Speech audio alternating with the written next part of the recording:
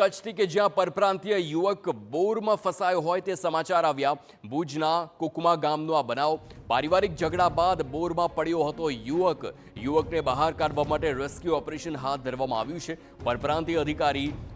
પ્રાંત અધિકારી અને મામલતદાર ઘટના સ્થળ પર હાલ સામેલ જોવા મળી રહ્યા છે અને જે યુવક છે તેને બોરમાંથી બહાર કાઢવાના પણ તમામ પ્રયાસ હાથ ધરવામાં આવ્યા છે।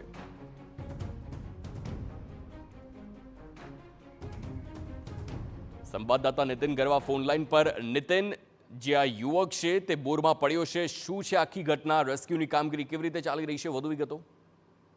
હજી ભુજ તાલુકાના કુકમા ગામની આશાપુરા ટેકરી પાસે આવેલ વાડી વિસ્તારમાં ઝારખંડના પરિવાર સાથે રહેતા રુસ્તમ શેખ નામના યુવકે જે છે તે બોરમાં ઝંપલાવ્યું છે।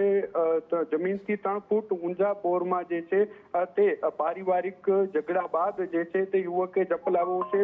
યુવક જે છે તે હાલ 150 ફૂટ જેટલા અંદર જે છે તે બોરમાં ફસાયો છે। જે સ્થાનિક વહીવટી તંત્રમાં હાલ જે છે તે દોડધામ મચી છે।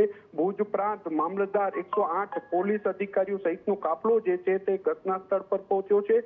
યુવકને બહાર કાઢવા માટે હાલ જે છે તે સ્થાનિક રેસ્ક્યુ ટીમ દ્વારા જે છે તે કામગીરી ચાલી રહી છે। જી નીતિન, કેટલા કલાકની આ ઘટના છે? કેટલા કલાકથી એ યુવક બોરમાં જ ફસાયેલો છે? શું કોઈ સંપર્ક થઈ શક્યો છે?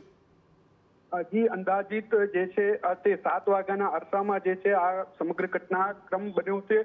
જે ત્યારબાદ જે સ્થાનિક લોકો દ્વારા જે છે તે સ્થાનિક વહીવટી તંત્રનો જે સંપર્ક કરવામાં આવ્યો હતો અને ત્યારબાદ જે રેસ્ક્યુ ટીમો જે છે તે કુકમા ગામે પહોંચી હતી અને રેસ્ક્યુની કામગીરી હાથ ધરી રહી છે।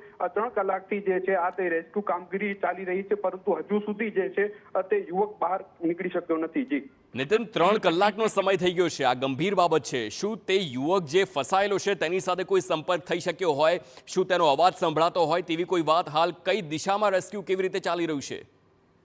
જી જે તમામ જે છે તે સ્થાનિક વહીવટી તંત્રના અધિકારીઓ હાલ ઘટના સ્થળ પર છે। જે તમામ જે છે તે રેસ્ક્યુ ટીમ દ્વારા જે તમામ સાધનોથી જે યુવકનો સંપર્ક કરવા માટેના પ્રયત્નો હાથ ધરવામાં આવી રહ્યા છે।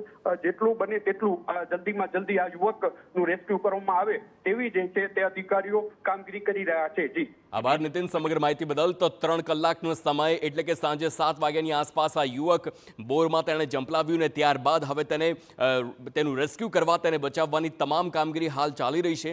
3 કલાકથી જ્યારે એક યુવક બોરમાં ફસાયેલો હોય તો અનેક ગંભીર પ્રશ્નો ઊભે છે। તેના જીવિત અને મૃત્યુ અંગે પણ અનેક સવાલો થાય છે, કારણ કે આટલા લાંબા સમયથી ગુંગળામણના કારણે પણ તબિયત લથડતી હોય ને ત્યારબાદ અનેક એવા સમાચાર આપણે પહેલાં પણ જોયા છે, પરંતુ હાલ જે દ્રશ્યો છે રેસ્ક્યુની કામગીરી પૂરજોશમાં